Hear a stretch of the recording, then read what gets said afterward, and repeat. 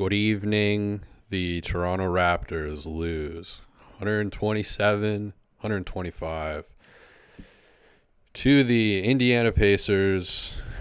Really came down to the wire at the end. One possession game. Some free throws were missed. Some turnovers happened. We saw Chris Boucher randomly make a really good appearance after only playing in one game in the month of February. We saw Pascal and Scotty go at each other for a lot of plays in this game. Wouldn't say they were like going out of their way to hunt each other, but they were guarding each other for a lot of plays. They had a lot of nice drives against each other. Obviously, that's kind of the matchup people are looking at in this one. A pretty highly anticipated matchup, obviously, and a nice little welcome back from Siakam. I thought the video was a little short. I thought the tribute video was a little. Is there like a time?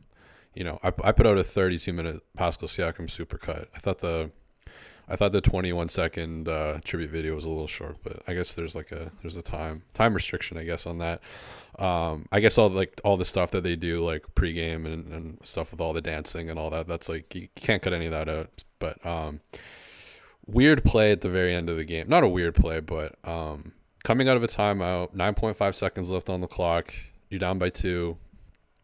I would say, let me just 1 sec. I would say 95 to 97% of the time, you're going to go probably for a 2 at that point, especially where you were inbounding the ball. So I didn't really think a 3 was in play, especially at home. That's kind of the adage. But so RJ obviously takes the final shot. I'm not against that per se in theory, but I am kind of against like how it all happened. You got 9.5 seconds left, and it was him all the way. There was no it didn't look like there was like an escape hatch or like a second action or anything. Him taking the shot in that context, like he kind of used the whole 9.5 seconds to like ISO, get into his position. It wasn't like the ball got moved a little bit and then it's like, okay, you have a semi-decent look. You're going to take that. The time's running off the clock. That makes sense to take that shot. But it's like they kind of gave him the meal of like, okay, RJ, you're going to get 9.5 seconds left. 9.5 seconds to like eat this meal. I'm guessing that's what was called on the sidelines. It's just not what I would have done. I also wouldn't bench Chris Boucher for a month, bring him into a game. He gets like 11 points in 10 minutes, completely flips the game. But whatever, anyways. But yeah, I just thought it was not really ideal. Again, not against him, like hard stop. Like it's not hard stop. You cannot take the last shot. But I mean, he was 9 for 17 tonight. Didn't think it was a good game for him. And he had some moments, but kind of an inefficient game for him. Lots of the driving and jumping. I don't know what is this like fun? Is this fun to do, where you drive the ball without really a plan? You jump up in the air and then you figure out what you're gonna do. Like is that like is that enjoyable? He does that a lot. He did that 3 or 4 times tonight. It doesn't really look that enjoyable to me. And then you just kind of voraciously throw a pass out to the perimeter. And I kind of thought that's what was going to happen. It kind of looked like one of those plays, the final play there, where I was like, is he gonna? Oh no, he's gonna take like 17 dribbles into the paint to get this fade away that you didn't really need to fade. I don't know. He made the shot harder than it had to be. He kind of rushed it a little bit. It just didn't. I don't know. It just. I mean, obviously it's a rebuilding. It's a young team. They're going to do dumb shit. But I thought that was kind of stupid. Again, not hard stop. He can't take the last shot. But the context of he's the only guy that touched the ball and he took the whole time to do that. I mean, he got a decent look. What was he, 7 feet? But he's falling away. He's off balance. And he had kind of a rough shooting night. My hot take would have been give it to Scotty in that situation. I know it's just kind of a pretty controversial, but he was 12 for 22 tonight, and he's like, you would assume the guy for the job. Like, you're kind of building this whole thing around him per se. All of these players, you're bringing in and like the vision you're doing is all about him. Shouldn't he probably shouldn't he probably get the ball? He had a couple really bad turnovers late in the game. One was I think on that play he really wanted to cook Siakam. It was like kind of end of the fourth quarter, and he lost it. And then he had another, I think right before that he had a turnover. And then he hit a three, which was really great. And then he hit a KD three, which is when you hit a three, but your foot is on the line, so it's a two. This would have been really brutal if it would have been a 1-point game because of that shot, like foot right on the line. You had Boucher miss a couple free throws, Barrett miss a couple free throws. Pirtle hit their first free throw of the fourth quarter with like 23 seconds left in the game. But yeah, I got a lot of notes. I was gonna go to another page, but managed to keep it all on one page. But took quite a bit of notes from this one. First half, just Pacers played no defense. Like it was RJ, Scotty, I think Jakob even a couple times, like beating everybody down the floor. And just the Pacers defense, it's like hard. It's somewhere in between. It's almost like every play in the half court is like kind of transition. Like even in their half court defense, it's like kind of a 5-on-4 or like 4-on-3 most of the time. And so much of the Raptors scoring was guys like RJ, guys like Scotty, getting out into the open floor and just like beating the defense down. And it was funny because Pascal did that a couple times to the Raptors as well. So I mean, it's a Raptors-y thing. But yeah, I mean, just like open dunk after open dunk after open dunk, open layups for the Raptors in the first half. And then in the third quarter, again, the story of the Darko era is the inability to do anything meaningful in any third quarter of any game of the season. And third quarter, it was a combination of Indiana getting back a little bit better and the Raptors like not really pushing it as hard. And that's when Indiana really kind of came on and took the game back into control. And Darko's like, hey, Chris Boucher, you haven't played outside of 12 minutes of garbage time against the Pelicans. We were down by 87 points, and we put you in for the fourth quarter where you got to play the only time you've played in February. And we're just gonna slide you. Let's pretend that the last month hasn't happened. We haven't treated you like complete shit for like absolutely no reason. Let's just slide you into this game ice cold. And he gives you 11 points in 10 minutes, completely flipped the energy of the game. A few notable plays, obviously the steal and the inbounds pass, couple dunks, just, defense kind of hit and miss, but he's like the perfect guy to slot into these situations. And, that continues to be one of the kind of like weird. Why is the thumbnail defense of this video?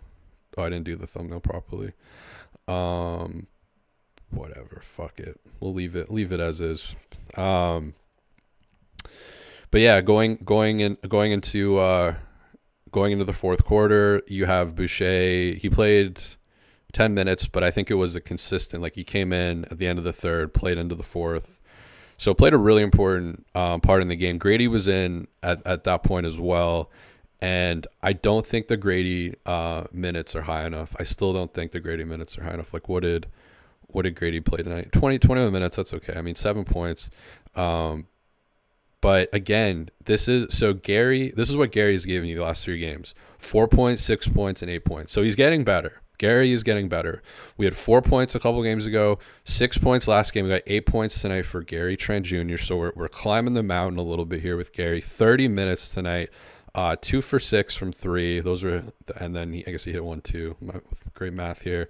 But kind of crazy thing about Gary tonight is he gives you 3 assists and 2 blocks. I mean, and no steals. Like where it was just kind of a bit of a random Gary game. He was mic'd up tonight. It's kind of nice to hear that.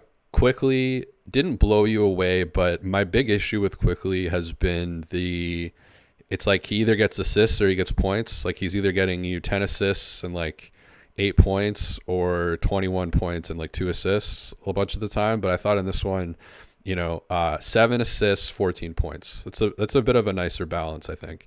The 3 ball, really struggling on that. The 1 for 5 from 3. The Raptors in general, just another historic 3-point shooting night for the Raptors on this one. 6 for 26. They go 23% from the field. The Pacers 17 for 41, 42% from the field.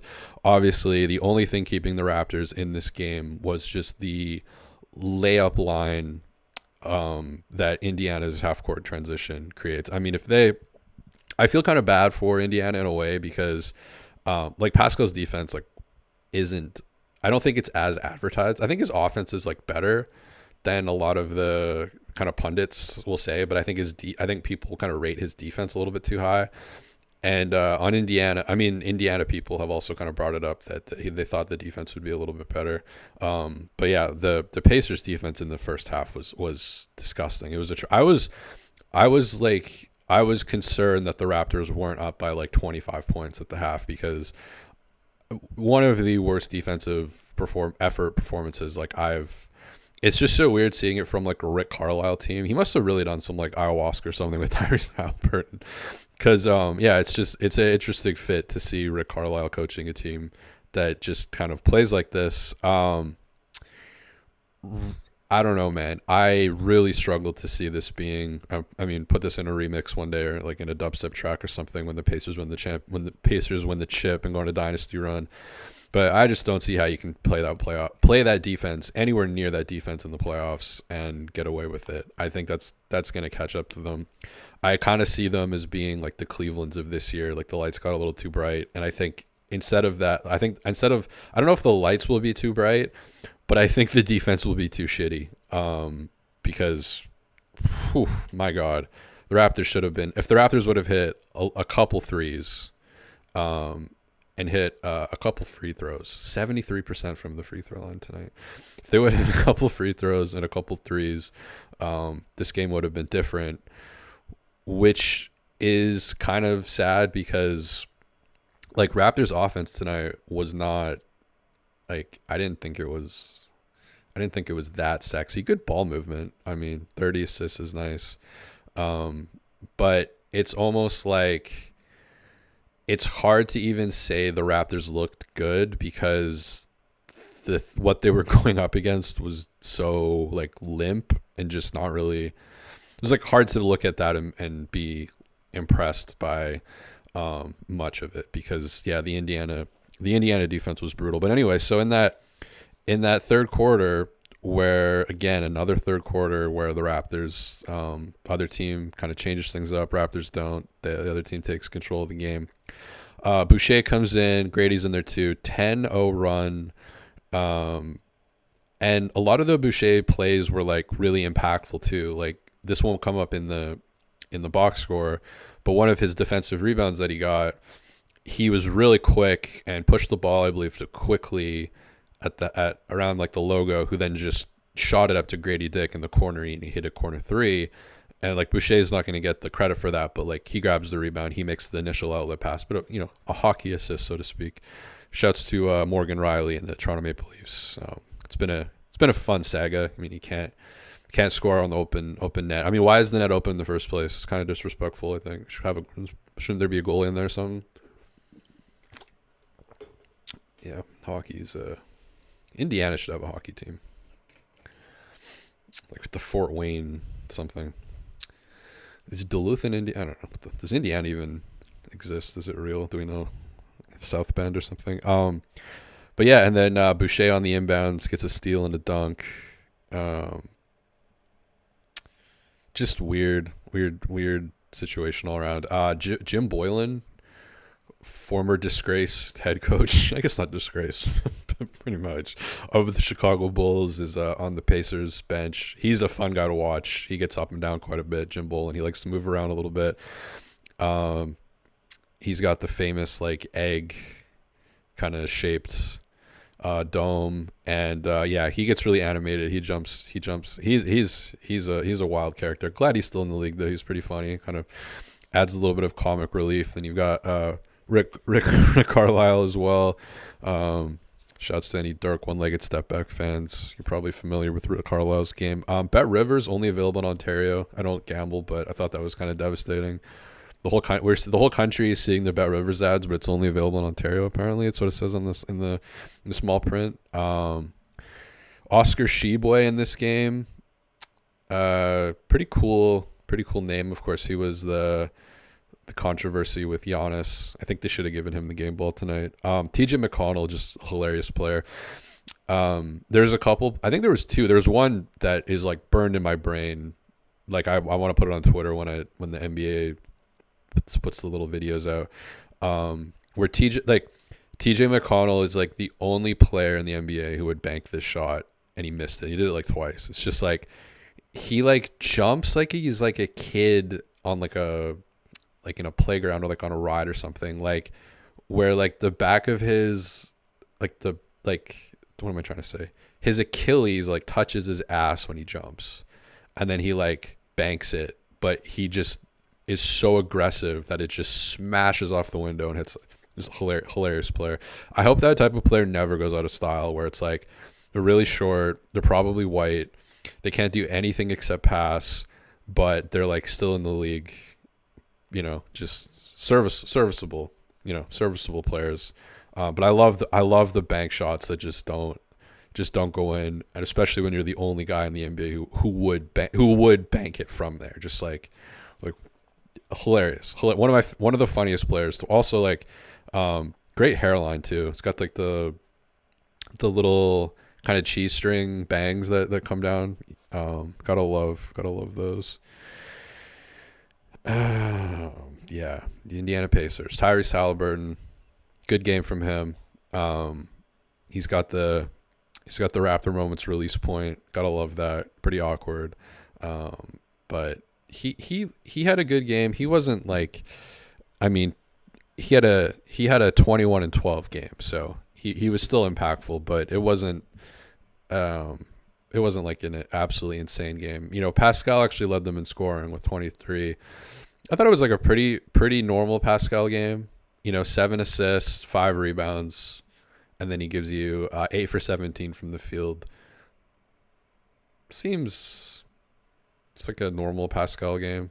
Gonna be kind of inefficient, but give you a bunch of rebounds and assists and stuff. Lead him in scoring. Sounds like about normal. But yeah, in terms of that matchup, obviously Scotty really flirting with a triple-double here. 29 points, 12 rebounds, 8 assists in 36 minutes.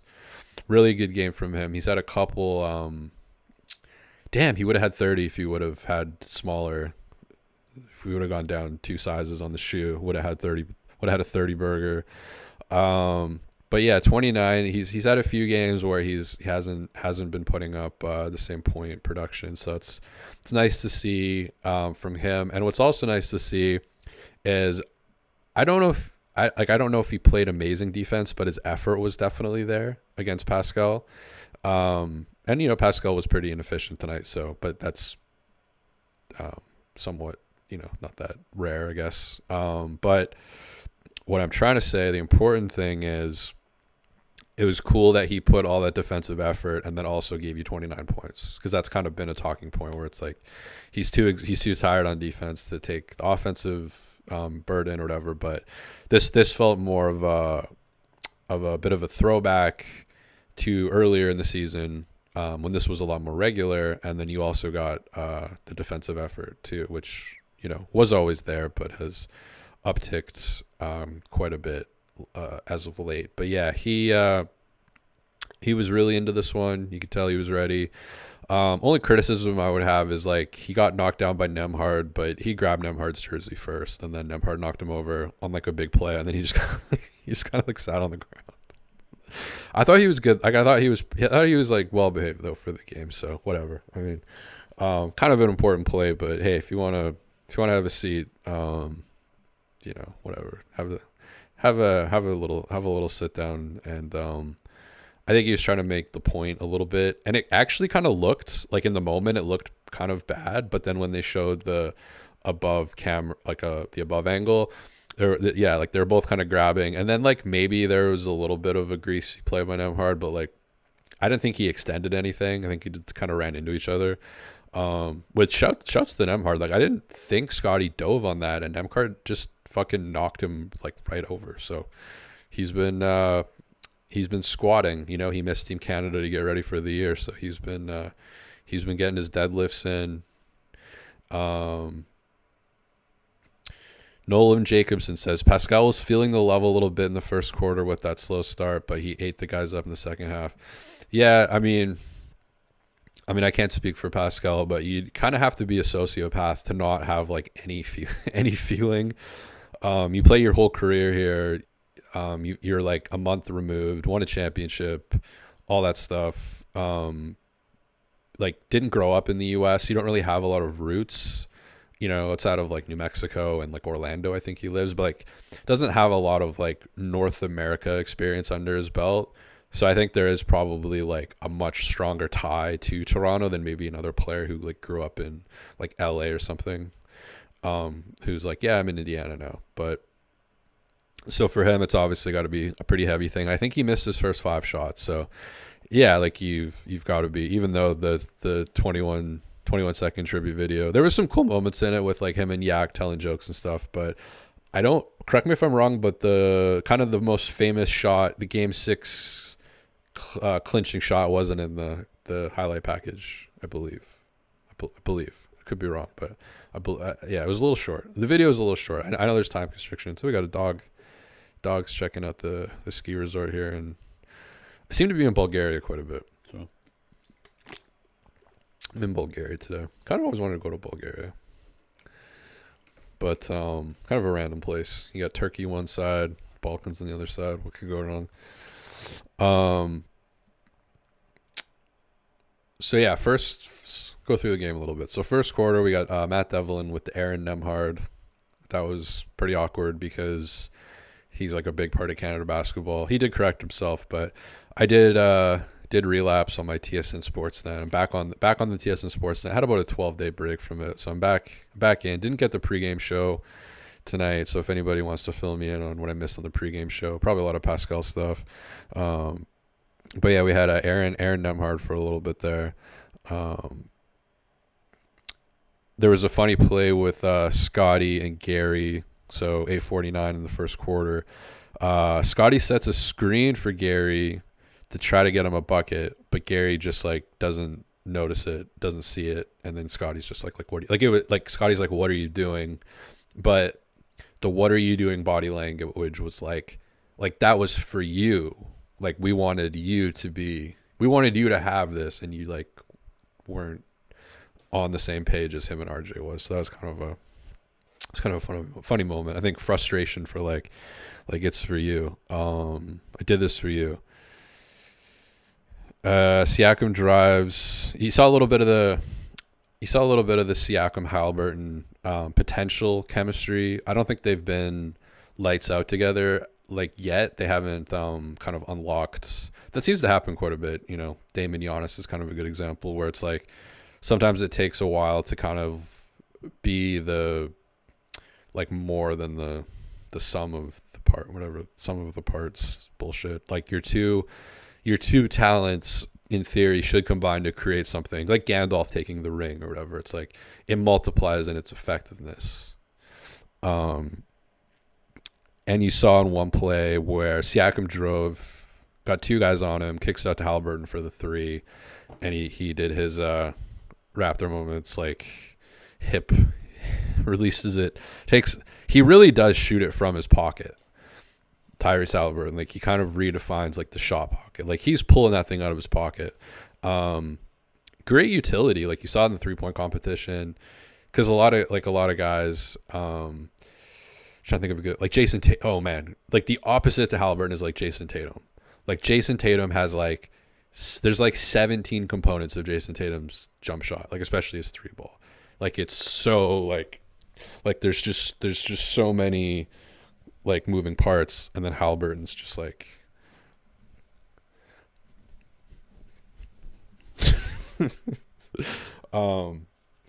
because yeah, in the 3-point competition, it's like they were commenting on that, like the commentators. I think Reggie Miller's. It's the only thing Reggie Miller should be commentating, by the way. Just need him to be going, wow, wow.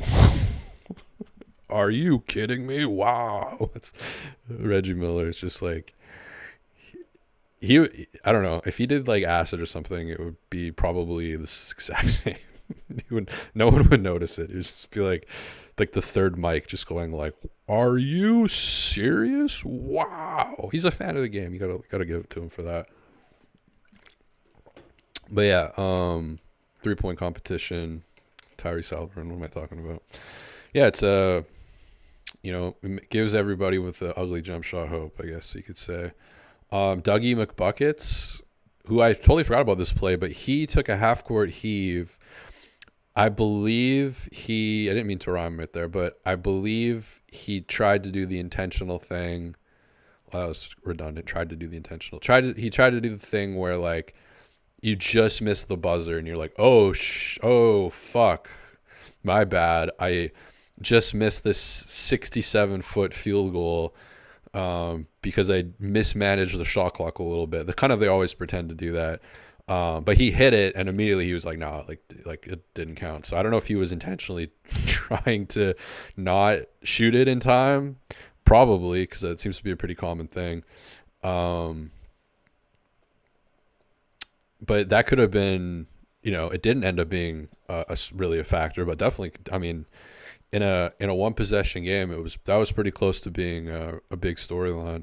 I thought Ochai Agbaji, he hit a three and then he closed out a guy. Like I literally wrote down Agbaji good closeout. Agbaji good closeout. Amazing. It's all you need. And he finally hit a three. Grady had another really nice acrobatic finish. We're seeing this like every game now where he's got like one or two plays where it's just like he's really bendy, especially when he's like in midair. He did once in a while he does do the RJ Barrett jump. I guess it's like a fun thing to do where he's just like run into traffic and then jump up in the air and then you try to figure stuff out. He does that a few times. He did that tonight where he like drove in, kind of jump and then like spun which if you really want to have fun, add a spin to that jump where and yeah, it was kind of tough, but he's learning. I think he should be given probably even more leeway and opportunities. It's pretty promising what you're seeing from him. I want him to have like more of a green light. Like there's times I've noticed a bunch of like especially today's game in transition where especially in that first half where every possession was basically transition. Like the Pacers half court offense or half court defense was like a 5-on-4 for the Raptors or a 4-on-3. Like it was, and so in those situations you're gonna have somebody open, or you have multiple people open. And I thought Grady was open for three on a bunch of those, but he's turning them down. Like he doesn't want to take those transition threes. And I know probably in high school, maybe even at Kansas, like Bill Self is the coach. I don't really know anything about Bill Self, but he's like an older guy who's been there forever. So I'm just going to assume that just pulling up and taking. So I think for, maybe he has it in his brain that like that's not the most efficient, smart play. But I think it transitioned in certain circumstances, especially with the Raptors' lack of pull-up shooting. And Quickly has just not been hitting threes. So really nobody has been pulling up, consistently hitting threes. And I think Grady has that opportunity to add that more to his game. That's going to take more confidence, which he has, but it's like a different type of confidence. It's not so much like the shots that Grady's taking and making, and you can see it, like he's confident in himself, but taking like a pull-up three or like a three in transition, that's more like you have to have confidence with yourself and your relationship to the situation. I don't know if he's completely there yet, but that'll come. He's like 14 years old. Raptors go on a 9-0 run in the second quarter and just offensive rebound city. Jakob was great tonight. But how many offense? So the Raptors gave you 15 offensive rebounds tonight, which is pretty incredible. Now, Caveat again. Caveat or caveat. Is that a French word or something? The caveat to that is you're going to get a lot of offensive rebounds when every possession is transition, essentially. So a little bit of grain of salt, but I did think that that was, one of the main reasons, because the shots weren't really great. Again, Raptors go another historic night from three for the Toronto Raptors. 6 for 26 from three tonight, 23%. Pacers 17 for 41, 41%. So they get 9 more threes than you. That's 27 points, and they beat you by 2. So again, that just shows you that the Raptors really ate off that layup line. And if the Pacers eliminate that layup line, they get back a little bit. If they have a little bit of transition defense, they probably win this game like 127 to 105.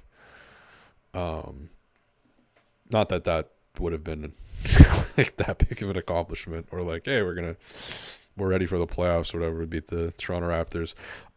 Bruce Brown randomly had a really aggressive second quarter, and I just didn't notice him the rest of the game. Played 26 minutes, 12 points. And what's really funny with that is he had 9 points in the first 3 minutes. The first 3 minutes of the second quarter, Bruce Brown had 9 of his 12 points. He was also, he got into the layup line. He had a bunch of 3-on-2s, 4-on-3s. He joined in on the fun. The Pacers, I don't know if I've seen transition defense that bad in the first half. And they were doubling. This was crazy. I can't believe it took me this long to bring this up, but they were doubling Grady. They doubled Grady twice on the perimeter. So a couple of things with that. Stupid defense. Probably don't need to double Grady. But they're doubling Grady. So, kind of two layers to that. By the way, did Grady take any threes tonight? Took 4 threes. So he was 1 for 4. So that means this morning he was 34 for 94 on the season. So remember, if he got 6 threes in a row, he would have been a clean 40 on the year. So I think he's probably at 35 now. But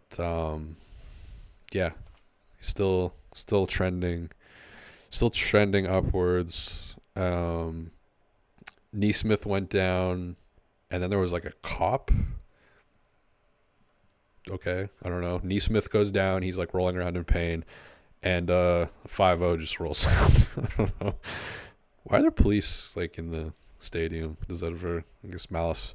If a malice in the Palace situation happened, do the police does it become a Heat situation where they just have a shootout in the stadium? What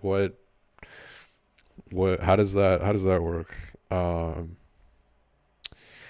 So Scotty, this could probably be a video. 10:32 of the third quarter, Scotty did one of his non-closeouts against Siakam. It wasn't he didn't wave he waved him Mobley, but he did kind of walk out to Siakam's 3. He did this twice, and I think Siakam hit both threes. Both times he did it, where he didn't put his hands up to contest the 3. He just kind of walked out and just oh, you're gonna shoot a 3, and then he did hit the 3. So that bit of a weird one. I guess that's gamesmanship or something. I don't know. Jakob and Nav had a cool little moment. They should have a banter pod together. Nav and Jakob talk about Austria and India. I wonder if Nav is anti-Churchill.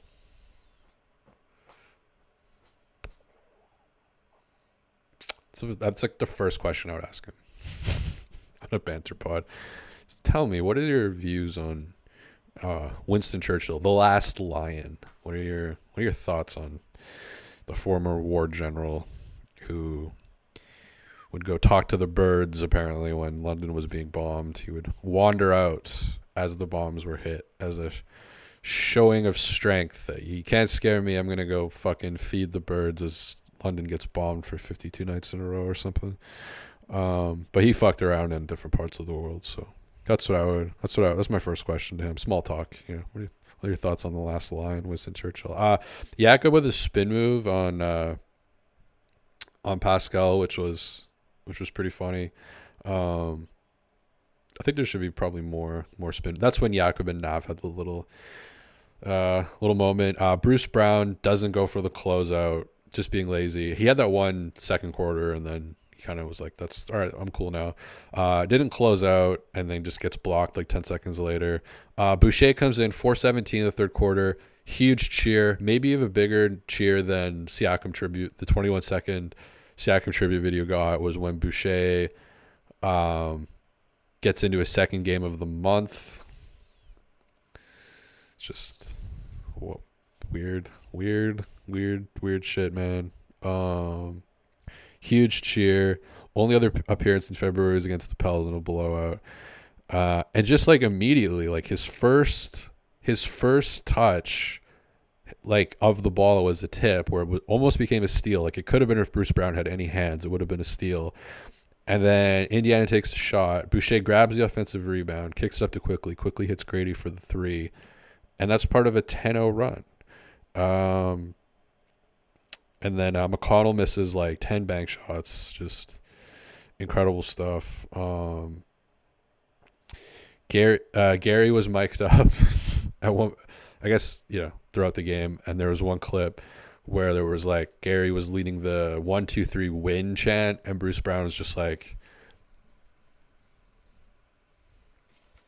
just radio silence, just like, like I did it with more enthusiasm than he did. Then Boucher with the inbound steal into a dunk. Scotty with a couple late turnovers that was pretty costly. One against Siakam. RJ and Boucher both go 0 for 2 from the free throw line. Absolute killer. Scotty takes the KD 3. Scotty sits on the ground after Nembhard knocks him over. And then the Pacers leave the door open a little bit. Jackson misses a free throw.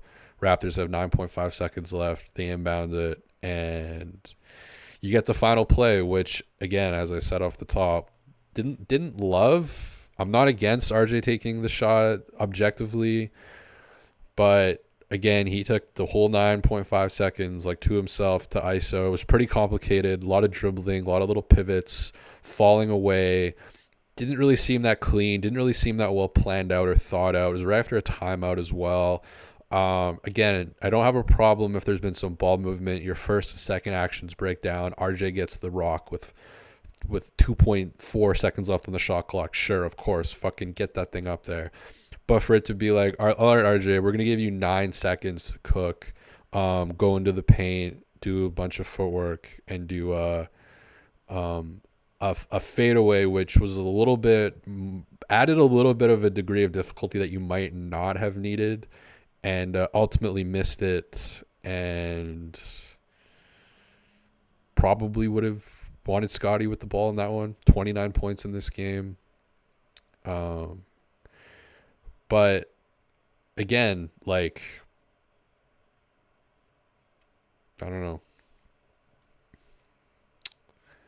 You can look at it as, this was one of those weird games where it's like, because of the picks, obviously, with like Indiana. So if Indiana wins or loses, it's like, you can look at it either way, I guess. If you're watching the picks. But says Boucher went insane in the fourth quarter. Darko's really weird with his, like, one thing I've noticed with Darko that I really don't like is he seems to kind of pick, like, he seems to really make these like harsh decisions. And so, for example, he keeps Dennis in the starting lineup long after it's working. 30 games in, he's still in the starting lineup. It's their 11th most effective lineup. Everybody in the world knows to change it up. Darko keeps it going. And then puts Dennis to the bench for like every single game after that, unless someone was injured. It was like, Dennis, you were permanently starter with no discussion. Now, Dennis, you are permanently bench with no discussion. Okay? Bit of a hard swing. Otto Porter Jr., you're going to be playing every second, maybe every third game, but probably like every second game, every third game.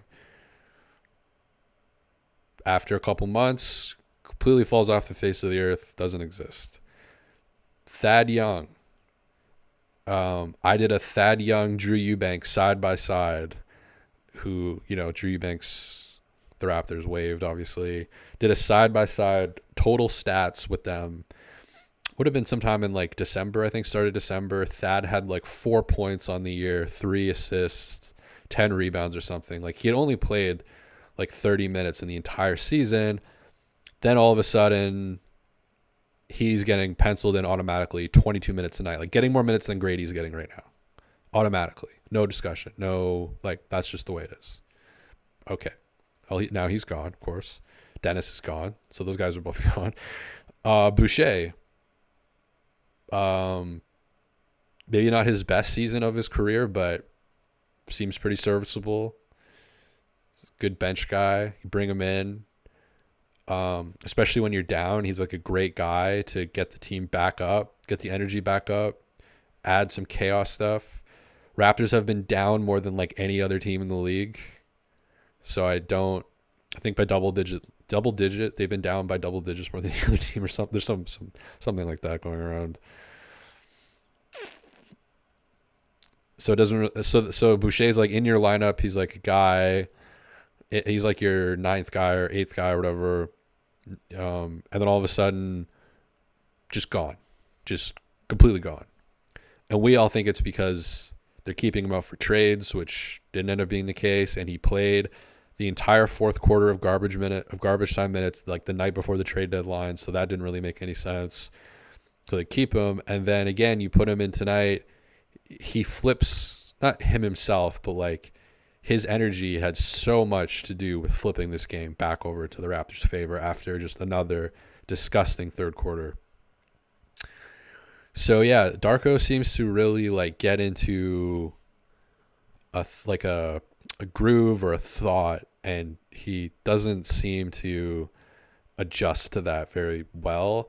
And you see that in game as well, which I think is why they're getting killed so often in third quarters, is because like other teams are making the adjustments, and Darko just isn't. And the defense continues to be sketchy. Somebody in the subreddit brought up a really good point that like Pat Delaney, who, by the way, I think I said this before, but like, how is he not Jakob's dad? If you ever seen them next to each other, like, it's kind of wild. Same head, like same. You could swap their like not so much face, but like same head. Where was I going with that? Yeah, he's the defensive coordinator, and if you look at what defenses he has coordinated previously, they've all been like bottom of the league. Like I think the Wizards, Magic. I mean, part of that not part of that. A big part of that's who you have on your team personnel, but this is not like a shining star defensive track record kind of guy where you're going to look at this and be like, well, they're in good. It's kind of like Popovich or whatever. It's like, him starting Sohan at point guard. It's like, well, they'll figure it out eventually. They're just drinking wine and like having fun or whatever. But with this situation, there isn't that track record. These guys are kind of all new. And I guess just the way it is, like we don't really see much of the assistant coaches. But from my knowledge, none of the coaches, I don't think, it could be actually, I shouldn't even say this, I don't even know. But I believe, at least none of like the main coaches we hear from, like none of these guys are like veterans who have been around for a long time. Like there's no, I don't really know what to expect is what I'm trying to say. So that part is a little bit frightening. The defense just like needs to be better in general. It's really slipped. And I think, you could kind of see that by Indiana's just historically bad defense in this game, and it's still really tight. And like Pascal led them in scoring with 23, and like by all means was not like on fire. Like no pacer was like on fire and killed you. It was a pretty big collective effort, which that kind of also seems to be a bit of a trend with the Raptors. That might kind of just thinking out loud here, but seems like a lot of games they're not getting killed by like one or two guys. They kind of get killed by a community. the whole community comes out and fucking kills them. So I don't know if that's good or bad.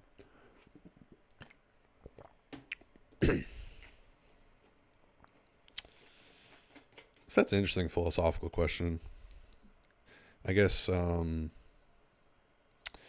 trash clips. Jamal Malley has been coaching in the NBA G League since 2013. Is that a long time? I'm sorry. Like, I guess I'm fucking old, man. Like, I'm 32. So for me, 2013, that's like yesterday. 2013. That's like, I had already been into basketball for like 17 years at that point. And that's your answer for like a veteran. 2013. Yeah, but maybe they do group counseling sessions for 3 straight losses, something like an AA meeting for losing teams. That would be really funny if there was like a mandatory like group therapy session. Like if NBA players on teams that were under a certain winning, like if you're on a team that's like under, like what's the Pistons like winning percentage? Like if you're under a certain threshold, like if you are winning, okay, Pistons winning, so Pistons have won 15% of their games. So they're batting 151. So if you're winning under 25% of your games. So the Wizards, the Pistons, did I say 20? 25. Under 25. So Spurs, let's say under 30.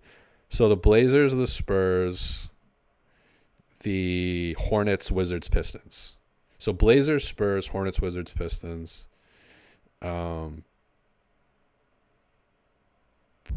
You guys, like, if they had to attend, like, maybe not weekly, like a monthly, some session monthly where they can like heal together, that would be really funny. And if the NBA framed it as like, this is our mental health initiative, like our Bell mental health initiative, we're gonna lay off like 4,800 people on our Bell mental health initiative, which I have so many mixed.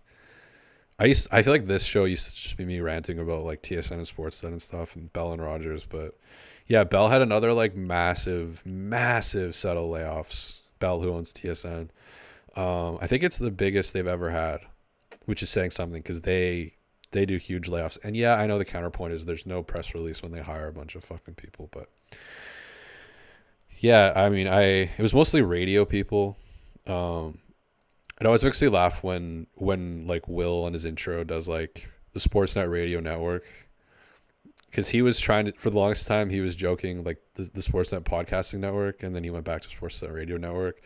It's like radio's the thing that they're always like firing people from. That's like the first one to go. And it was kind of wild, like in the Bell layoffs, like hashtag mental health, Bell let's talk. There were just a lot of like small town BC radio stations, and I'm like, how does this town have a radio station? Like on one hand, they're a company that's doing the layoffs, but on the other hand, it's like you hired the wrong, like you invested in completely the wrong things, and you hired a lot of the wrong people to manage those things. And at the end of the day, it is the talent that always gets fired. It's not the station manager, who could be talent, but they are not entertaining, so they became a manager, they became a suit. They make the creative decisions. That's how it works. Makes a lot of sense, right? makes a lot of fucking sense that Masai takes over the Raptors 2013. Raptors are valued at $425 million as a franchise. That gets bumped up to 2.3 billion with a B. That's like US too, so I think like 3 whatever, something Canadian. And like TSN still doesn't have a dedicated Raptors show. I believe. I could be wrong on that. I believe they don't. So what's just like funny to me is the Raptors value has increased. I believe I did the calculations 667% since 2013, but the media investment. But they've also invested in the wrong things, like not dumb things, but like you're too late on that. People in small town, whatever. There's gotta be a better way. But I do feel bad for like the random people who wanted to listen to like Sarah McLachlan and Bruce Springsteen on their drive to the pastry shop or whatever. Gotta feel bad for them. You can't find that stuff like on your phone. Or that you're gonna miss that banter of like Tim and Bill and Tim in the morning. Tim and Marla in the morning, Tim and Todd talking sports in the morning, Jim and Bob talking sports, just a couple of guys talking sports. What could possibly go wrong? And what I'm doing here is nothing better. So, did you guys notice Tim and did you guys notice Jim Boylan out there? That was pretty fun to watch.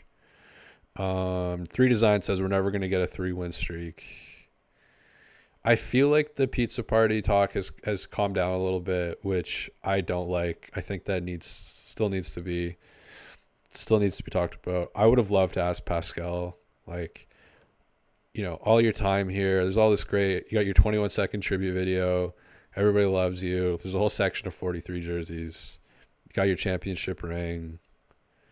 You're like keys to the city candidate, basically. Like if Marcus Morris, one of the Morrises got the keys to the city of Philly. What does that even mean? Does he literally just like? Is there some like? Can he just walk into people's houses? Like, is there some master key that could just? Like, I don't get what that means. Keys to the city. What does that mean? Keys to the city. How do you get keys to the city?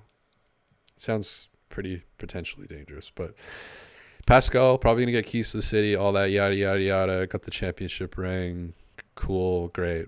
But I would love to ask him, like, were you like at least a little bit disappointed in not having the pizza party? Like, because he is the one that brought it up originally to the media, which is probably why he got traded.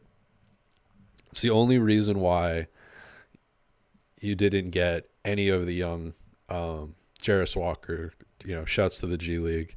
Couldn't get any of your young players because Pascal obviously wanted that was probably why, because like Pascal came out and said the pizza party, and then Darko was like, yeah, we're gonna have he like confirmed it. So they're on the same page, whereas Darko and Scotty weren't on the same page. I thought that was a really funny story with like Scotty just being like, oh yeah, it was like a shot clock. I thought the shot clock expired, so I just like left the court, and I didn't notice that no one else around me was leaving, or that there wasn't a buzzer, or that there was no other person in the hallway. Like, I didn't notice any of that. It just like, and then Scotty's just like, yeah, I just like left the floor. Like, I don't know, whatever. There's 3 seconds left. So Darko's like making up things. He's funny, man. Darko's like not trying to be, but he's fucking hilarious. Like, if you take the whole the whole everything, like he is pretty funny. But yeah, I don't know what Boucher did to him, man. I don't know what pain or trauma Boucher caused him and his family, but Yeah, once he gets dug in on something, he really kind of gets gets into it. What do you guys think of Michael Grange's poem? I did see that actually. So I don't know if that was in the pregame. I was in my seat at the right time, my home couch, and Michael Grange was reading a poem that he wrote. Like he read a poem about Siakam, which is like, I like that. Like, he read a poem, that's pretty cool. Um, but his delivery was just like, do you remember your first book report in like fourth grade where you read like Mr. Mustache or something, and you had to go to the front of the class and be like, Mr. Mustache was a character in the Mr. Man series, and Mr. Mustache, like, that was the delivery of the Siakam. That came before the 21-second tribute video. Was the Michael Grange, and they even had a little.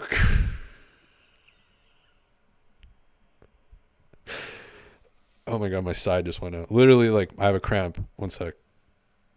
Like, right under my ribs. Fuck. But there was like, oh my god, I can't even talk. There was like a little graphic. I think there was like a red rose, and it's like words by Grange.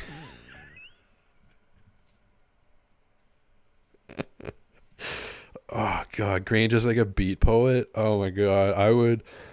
Oh god, if he did like an open mic set or something, like slam poetry set, Michael Grange.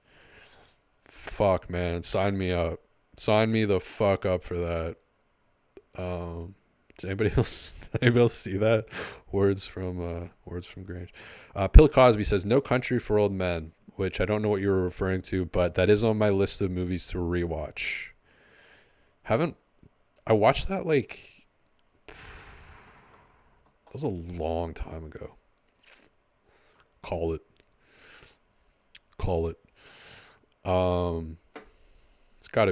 It's at least 10 years, 12 years maybe. So it's on my list of movies to rewatch. Of course, Coen Brothers. I had another Coen Brothers movie on my list called Blood Simple. Was their first. Basically, any movie that Vince Gilligan or Peter Gould, the creators of Breaking Bad and Better Call Saul, any movie that they like even reference, say the name of on a podcast, I just like go to one of my legal ways of attaining things. 100% legal. Never downloaded anything. 100% legal way of getting those things, even if they're like obscure, whatever, from like a long time ago. I legally go download it and I watch it and I internalize it, because I'm writing a TV show that probably won't get made, that no one will like, but it's been rattling around in my head for like 2 years, so I'm just finally fucking writing it. Takes place in Mexico. But yeah, that's pretty much it. Raptors lose to the Indiana Pacers. Close, really close one. I feel like I don't know the stat on this, but I feel like they've lost a lot of these games. Where it's like a possession or two, and they don't seem to win a lot of them, which kind of goes back to the whole point of not whole point, but like thorough line or whatever, title or thumbnail, is like, yeah, the late game execution hasn't always been amazing. And I think like tonight, again, RJ getting the full 9.5 to cook up the ingredients for that. I don't love it. It was an okay look, but I think just to close it off, I think in those situations, I think everybody kind of knows who probably should be getting a crack at it. And if he gets a crack at it and it's not there, or something changes or something gets fucky and he wants to give it up to somebody who's in a better position, I'm more okay with that than just a flat out like, all right, this is going to be RJ's ISO. And yeah. But I'm going to go skiing here in Bulgaria. I'm going to go try to find that dog that walked by like 37 minutes ago.